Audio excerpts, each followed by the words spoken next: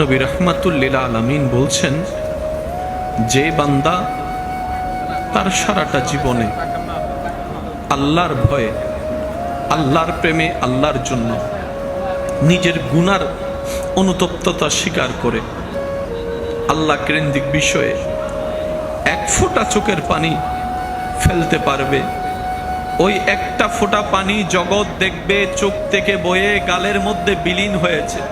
নবী বলে যে না, বিলীন হয় নাই। আল্লাহ তাআলা সেই আশেকের চোখের পানিটাকে জান্নাতের সবুজ বাটিতে সংরক্ষণ করে রাখে। সুবহানাল্লাহ।